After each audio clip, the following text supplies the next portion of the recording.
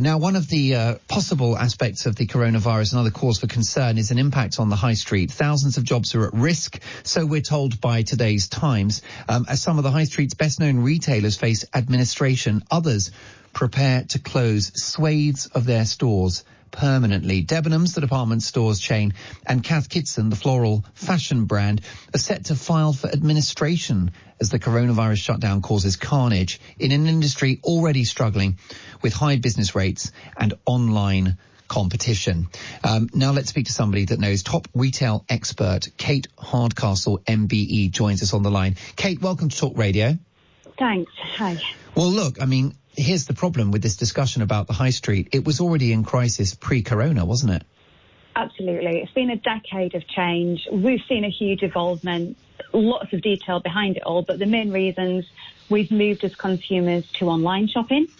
We have therefore become quite discerning about the different types of brands we're willing to try. It's become an entry pod for organisations to come and build businesses without the cost of the traditional bricks and mortar retail model. So we've seen a lot of new entrants there. We've seen a rise of what I'd call the discount and the luxury. So you imagine an Apple core. The Apple core has been eroded in these mass market, middle market brands.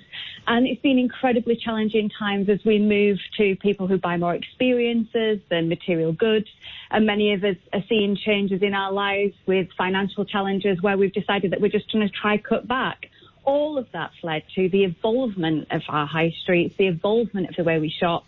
And I really believe that what we're going to see out of this is what was probably going to be another years of evolvement, probably speeded up into a couple of months. So that's why you're just seeing brands that we're hearing about, like Laura Ashley and Cath Kidston, saying that this is it, that we're just not going to make it, because they're probably looking financially, not just at the next few weeks where we might be in this lockdown, but what does the world look like afterwards? And are we going to be a priority in what people spend after that amount of time? Indeed. And I would imagine that the support the Chancellor Rishi Sunak has given to business, more or less £1/3 of £1 trillion has been earmarked to shore up the British economy and British businesses. But that's not going to touch the sides in terms of some of those high street outlets, is it?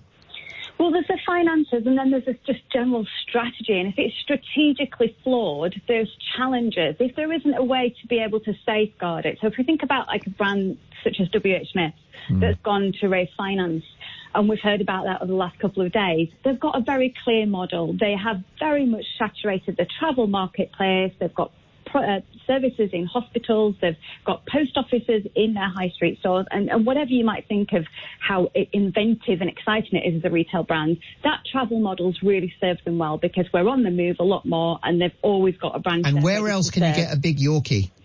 And a big bottle of water and a certain newspaper, you know?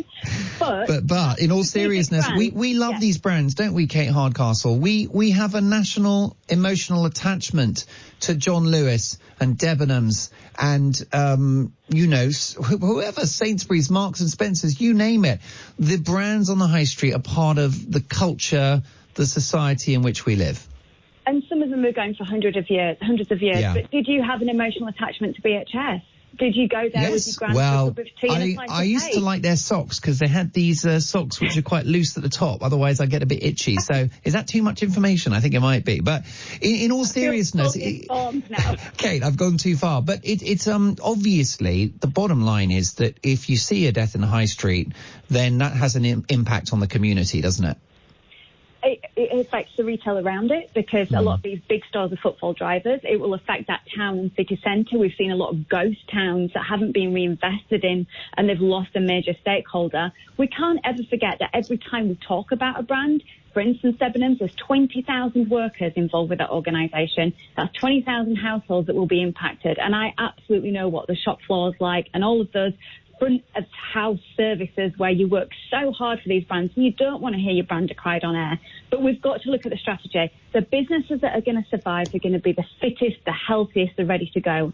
And unfortunately, I think we're going to see more retailers that were dangling towards the edge of the cliff probably have to take very severe decisions because this is just not going to be about the next few weeks of lockdown. It's going to be about months to come after that. And are they actually going to be able to carry on surviving? Are they on the right path to carry on surviving after that. Now, in a couple of seconds, you earned your MBE for services to the high street. How can we, as customers, how can our great listeners at Talk Radio do our bit post-coronavirus? Is it a case of getting into the town centre and buying your latest Stephen King from an actual bookshop and going into Costa and having a latte rather than doing everything at home?